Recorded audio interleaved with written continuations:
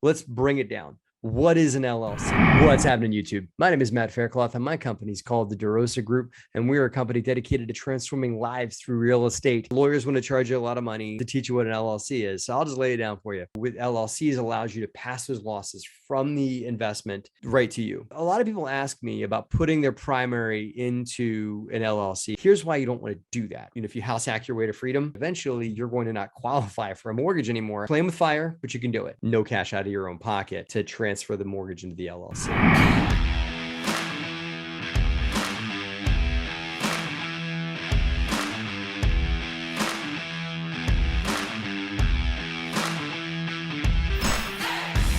If you guys want to hear more about the DeRosa Group, just visit us at DeRosaGroup.com. If you want to check out my Amazon best-selling book, Raising Private Capital, that is a book all about raising money out of your own network for your own real estate deals. Build your real estate empire with other people's money. We have a program called Mentorship Monday, and I have a question today that came from Mentorship Monday, but I want to talk to you guys about it in longer form today. A lot of people want to talk about the relations that an LLC has to your primary residence. So we're going to nail it down today. D. Harris, who said, "Hey, I love your videos. I live in Ohio, and I have a single family I got for myself. I just started renting it out. Congratulations. Now I'd like to obtain a multifamily to also rent out while I live in one unit of the units for a moment. Should I get an LLC? And if I should, are you saying to get the multi first and then when able refinance both properties and put them under my LLC?" Okay, here's the thing, guys. Let's bring it down. What is an LLC? It stands for a limited liability company. And there's a lot of cloud around LLCs in the real estate space. They can be confusing. There's no they don't teach you this kind of stuff in school.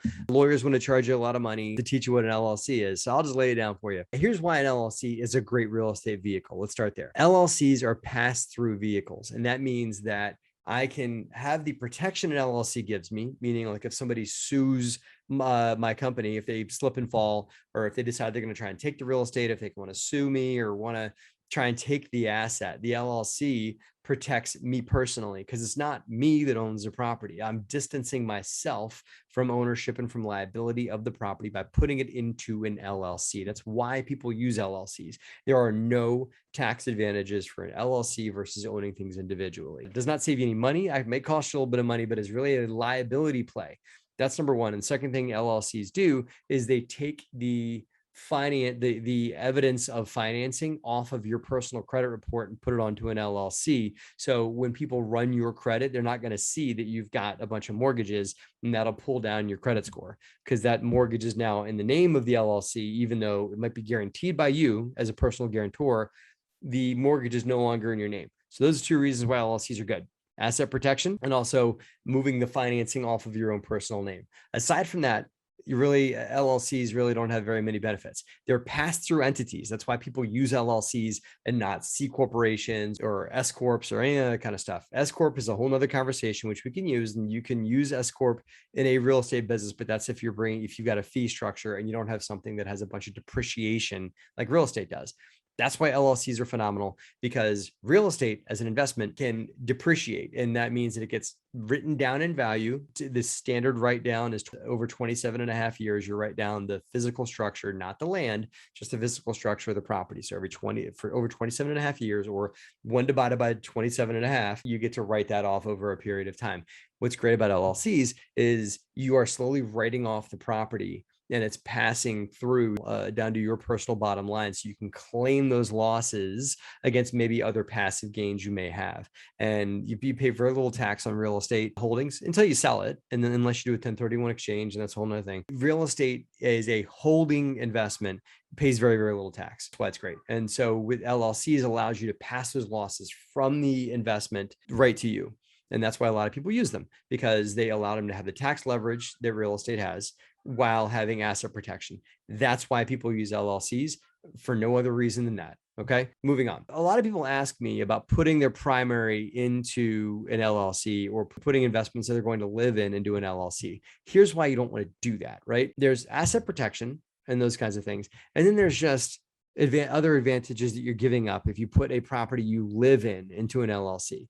Here they are. The financing that you can get for owner-occupied property is off the charts. Now, to my friend D that asked this question, if you buy a property around once a year you can qualify for low money down Fannie Mae, Freddie Mac, FHA financing for rental properties, which can be in the realm of 3 to 5% down. So if you're buying a $100,000 property, $5,000 is all you'd have to bring to the table, and most people can find out where to get that to buy a piece of real estate, to come up with 5, maybe 10% down to cover your closing costs and all that kind of stuff too. You're not going to get that kind of financing if you own the property in an LLC. If you own it in your own personal name and you're going to live there, even for a little while, you can get the property under FHA low money down financing. If you put it into an LLC, you're going to have to go to a small community bank, and they are certainly not going to give it to you for 5% down. It'll probably be more like 25 or 30% down. So you lose that big financial advantage of very, very affordable money, rate locked for 30 years, probably, with very low money down coming in.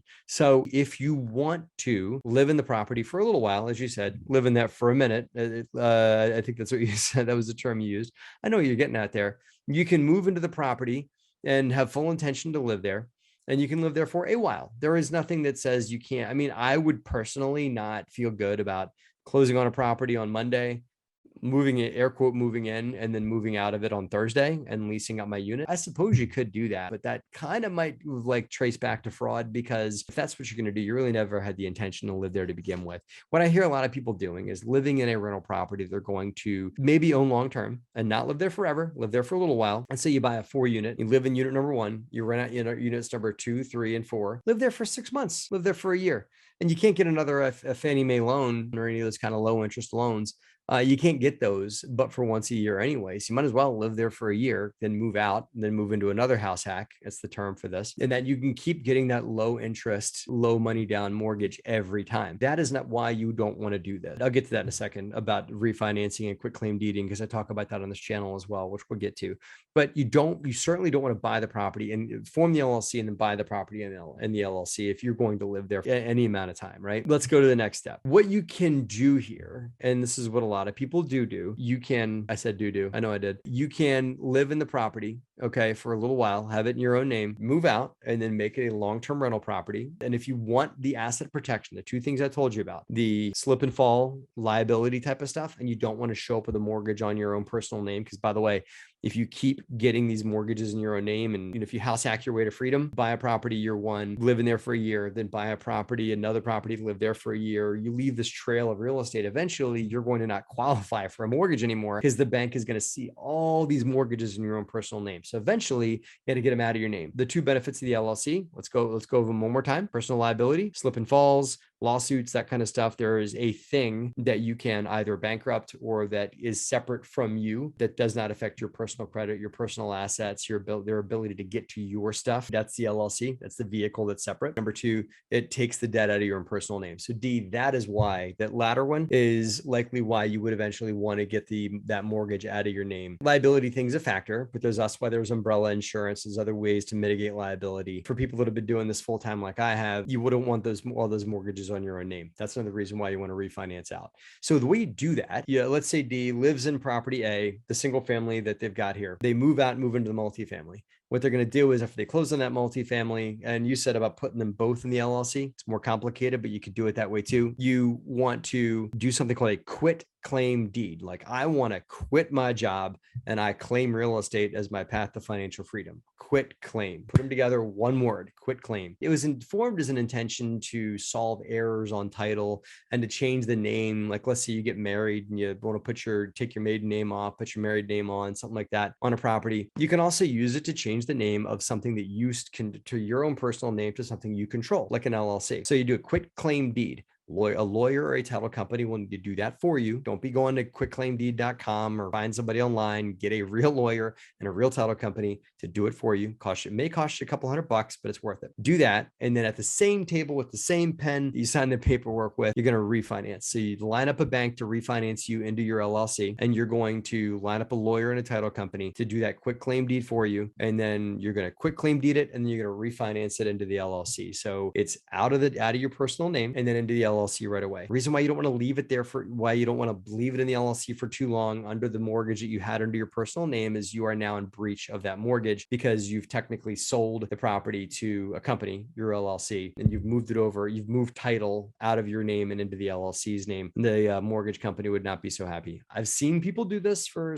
a short period of time, maybe even upwards of a couple of months. Playing with fire, but you can do it. But I would not recommend you do it forever. You just quitclaim deed it out and keep that cheap mortgage that you have there with the low money down and all that. You have to pay the piper and refinance with a small community bank into a bank that can finance an LLC. Your hurdle you're going to have here, these small community banks are going to want to lend to you at like 75%, 70% loan to value. If you bought a property at $200,000 and have not added any value to it, then that property may still value at $200,000 a year or two later when you try and do this quitclaim deed transfer thing. So you need to find a way to add some value to the property to where it appraises for 250, 300,000, something like that. And you have to bring money to the table when you refinance, because remember, you're going to a lower loan to value debt. And so your property needs to be worth more so that you can, when you refinance it, it's a zero sum, maybe some cash out, but maybe at best, no cash out of your own pocket to transfer the mortgage into the LLC. That is a step-by-step process, guys. This is a path to growth. I know some people, including my buddy Craig Krulop, who wrote the book on house hacking. This is how he's built his way to financial freedom, is by living in a property for a year, moving out, refinancing into an LLC, and then living in another property for a year, getting that cheap debt, getting the low interest financing, low money down financing, and just snowballing over and over and over and over and over and over and over and over and over and over again, right?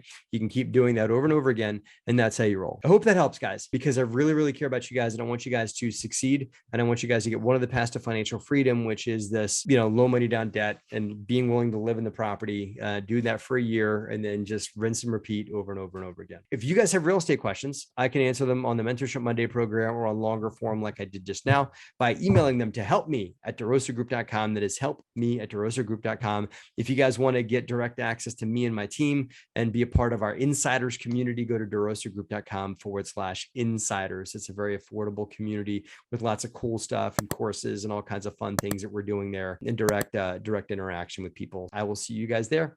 Thank you guys for watching, and have a great and profitable week.